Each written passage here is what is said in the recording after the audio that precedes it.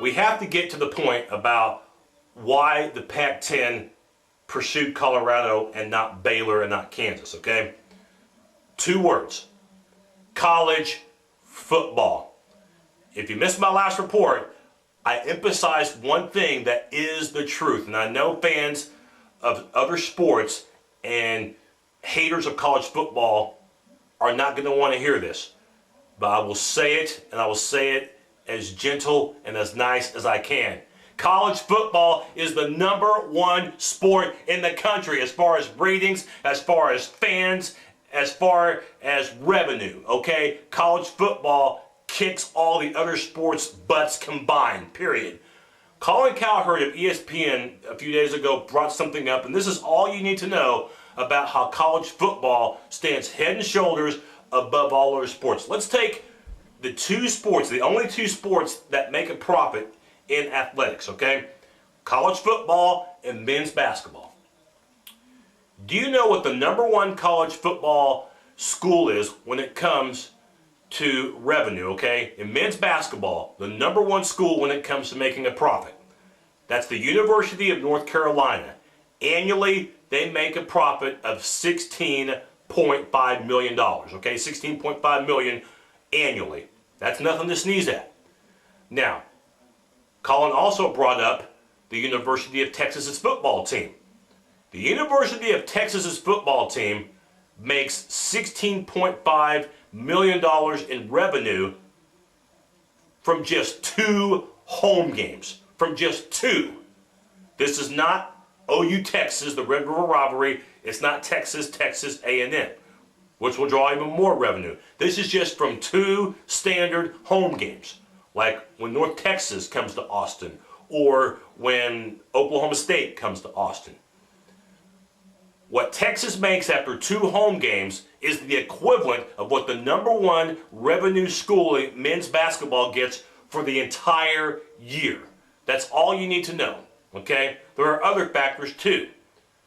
Obviously, the TV revenue from college football far exceeds that of college basketball. In fact, CBS Sports, they have been the exclusive home for college basketball since 1982. Yet, they lose money off of college basketball, okay? They lose money. There's so many games to cover, okay? They cannot get a profit from it, all right? That's a big reason why ESPN had an opportunity to get college basketball's March Madness event, but they turned it down, okay? The price was just too much to carry it. You have to remember that CBS has to pay a pretty hefty load for the rights to the NCAA tournament. And quite frankly, it'll put you in the red. You'll lose money off of it. But college football, nobody's losing money off it. You can get 85,000 fans at Gaylord Memorial Stadium 6 or 7 times a year. You're making a ton of money in Norman, Oklahoma. But what about the schools that can hold over 100,000 fans, like Neyland Stadium in Knoxville, Tennessee, or the Big House in Ann Arbor, Michigan, or University of Texas? They now hold over 100,000 fans. Imagine how much money in ticket sales alone that they're bringing in. Now, let's take Baylor University.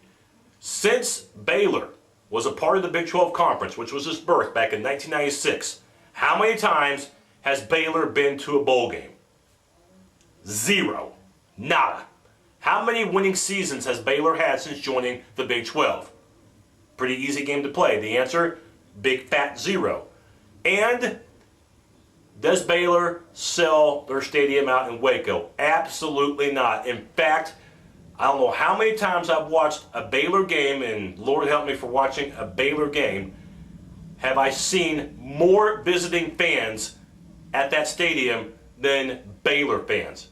It's disgusting. That is horrible. The Pac-10 knows that. Baylor brings nothing to college football. Now, men's basketball, they're very good. In track, they're outstanding. In baseball, they're good. But those sports, again, are insignificant compared to college football, which is why this expansion is taking place. It's because of football. Colorado at least will show up for their games. Their fans get rowdy. They get excited. Boulder is a prettier city than Waco. The University of Kansas, when it comes to basketball, they're the kings, okay? But when it comes to football, they're the queens. It's a lot different. Colorado is more appealing when it comes to football than Kansas and definitely Baylor, and the Pac-10 knows it. So no matter how hard the Texas legislature will try to get Baylor in, and now that seems unlikely because Colorado is going to get the first invitee, and they're going to go to the Pac-10. That pretty much locks Baylor out no matter what the legislature does. But even if Colorado didn't join right away, it would still be difficult for Baylor to get in. Baylor, the Pac-10 doesn't want you. Your football program is atrocious. You know it.